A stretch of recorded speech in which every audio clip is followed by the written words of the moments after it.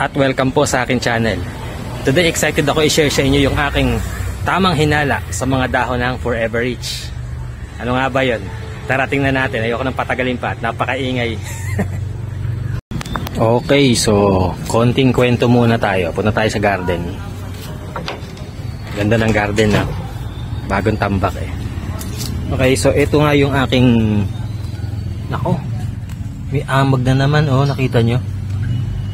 Ayan, inaamag po kasi yung aking Forever Rich. Parang magiging rich yan eh. Laging inaamag. Yeah, inamag na naman. Kaya po yan nasa gitna dito ng garden. Kasi binibilad ko po siya kasi nga nabubulok, inaamag.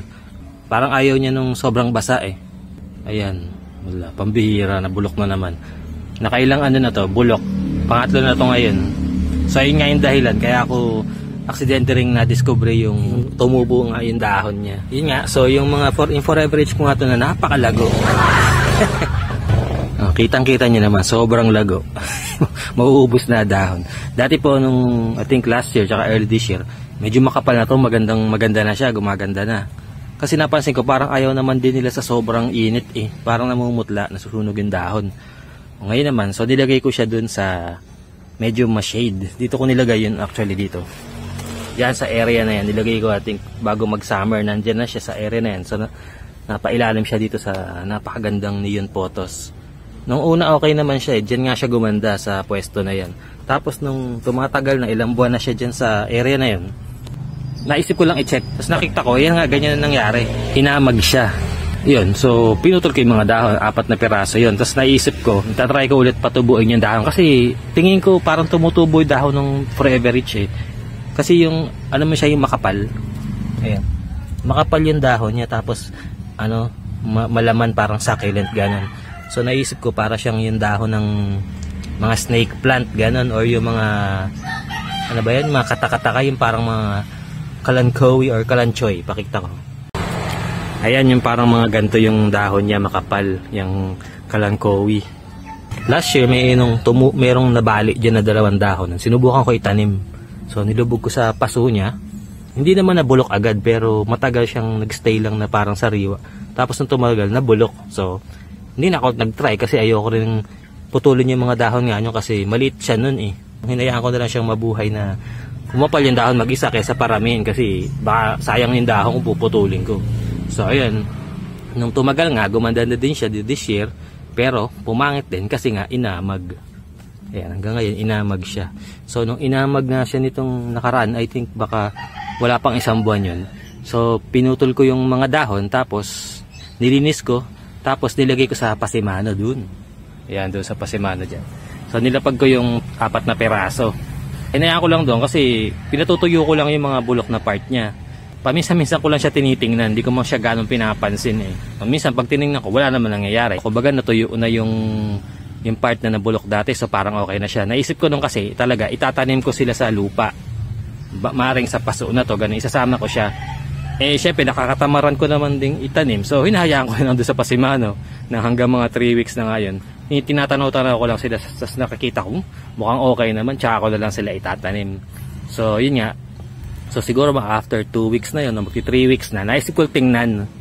Tapos nung tiningnan ko nga, nagulat ako, may mga baby dun sa dahon. So papakita ko sa inyo. So bago ko muna pakita pala yung mga dahon, parang feeling ko ba't parang maselan yung sa akin yung Forever Rich. Pero sa iba nakikita ko parang hindi naman sila maselan eh. Kasi sa mga nakikita kong iba, yung ang lago nila, ang kapal ng mga dahon, tas parang low maintenance naman. Pero sa akin, parang hit or miss siya, ganun. Hindi siya consistent. Tulad yan, dati maganda. Hindi ko kasi napipicturean nung maganda siya. Tapos ngayon namang medyo nag-uulan na, nabubulok naman siya, kamukha niya, inaamag. Minsan niisip ko baka mamaya sa area namin yun eh, dito sa garden mismo. Baka yung garden ko kasi masyadong parang moist, basa, ganun. Yan, yung tamo yung garden. Oh. Yung marami siyang areas dyan na parang mga nalililiman, malamig, ganyan, lalo ngayon tag-ulan na. So, baka hindi gusto ng mga gantong halaman na parang succulent nga kasi malalambot sila eh. Baka yung area na to madaling parang mga peste, mga amag, ganyan, or baka gantong area ang malamig madaling pamahayan or mabuhay yung mga gantong klaseng mga peste ba tawag dito or ano, kawawang ano, forever rich. Parang ano na siya, forever nadadamage ng mga peste. Kawawa naman. Dapat yata sa bubong ko nalagay ito eh. Para sigurado na ano, matuyo yung amag or kaya sprayan ko na alcohol. So ayan, nilinis ko na din, dapat mamaya pa eh. Tinanggal ko na, di ako mapakali. Yan, kinahid ko na lang yung parteng parang inamag. Siguro ma-spray na alcohol. Ayan.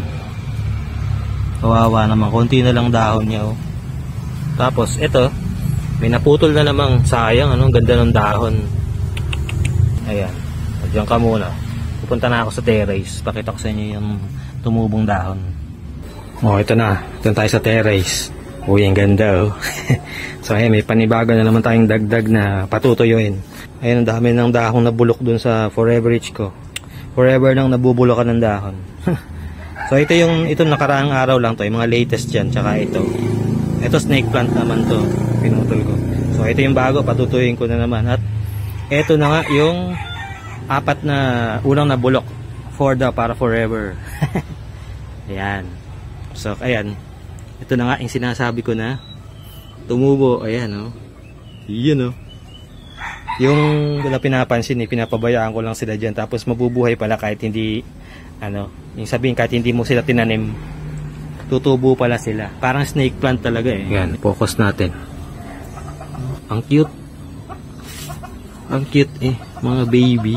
Ayan. Parang tatlo eh. Ayan, ang galing ng pagtubo pala nila. Ayan. Parang baby na, parang tatlong magkakatabi eh. Nakakatuwa. Ayan, tapos ito pa yung isa. So, bali dalawang dahon yung nagkaroon ng baby. Ayan. Ayan. Ito parang madami to eh. Parang apat yata. Parang apat. 1, 2, 3, 4. Oh. Nakakatuwa. Dugtong-dugtong eh. Ayan. Ang cute no? So, tama nga yung aking pakiramdam nun. Tumutubo nga yung dahon nila. Sabi ko na eh. I'm so right. Wow. Ayan. Ngayon, iniisip ko kung paano sila itatanim. Siguro pwede naman yung ilalapag lang sila sa lupa, ipapatong lang. Siguro mag-uugat na yun. Natakot ako kasi baka pag nilapag ko nilubog ko sa lupa, baka mabulok eh. Ewan ko. Baka mabulok yung dahon na kinakapitan nila. Siguro yung parang lang siya, parang ititil-til. Wow, ang lalim. Yung parang ipapatong lang na ganyan sa lupa or sa pot. Baka tumubo na yun. Okay, so pag-iisipan ko na lang kung paano yung gagawin sa kanila. Itong dalawa, wala eh. Natirang dalawa. Dapat yata tanggalin ko to. Ayan, tanggalin ko yung tuyo eh. Ayan, dapat tanggalin ko siguro yung tuyo para baka magdahon din o magkaroon ng baby. Ayan. Ayan, so nakakatuwa lang na tumutubo nga ang dahon ni Forever Rich. So, pag meron kayong yung naputol na dahon, halimbawa nabulok, tas may parte pang buo, sariwa pa, yung alam nyo bago pa yung dahon, naputol or nabulok nga, putulin nyo lang, linisin nyo yung bulok, tapos itapag nyo lang sa area na ganito, yung may bright indirect light, tas dry, patuyuin nyo. Mabubuhay din pala siya, pero ang bala ko talaga nun, pag napatuyo ko na sila, ilulubog ko sa lupa eh. So, pwede rin pala na hindi ko muna sila itanim sa lupa. Hintayin ko na lang na magusbong. Kagaya nito. Tsaka ito pala oh. Akala ko dumi. Ayan. May baby din pala oh. Nakakatuwa. Ayan. Oh, nakadikit siya eh. Dalawa. Ang galing. Parang nga talaga yung katakataka. Parang ganun eh. Mga mother of thousands. Ayan, parang ganun. Tumutubo sa gilid pala.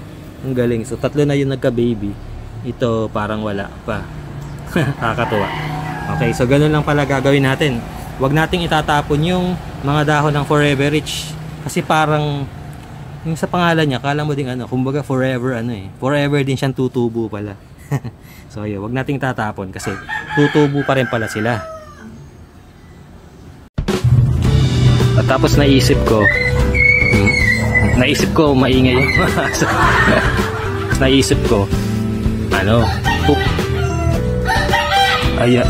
ayan, so Oo, teka muna pala.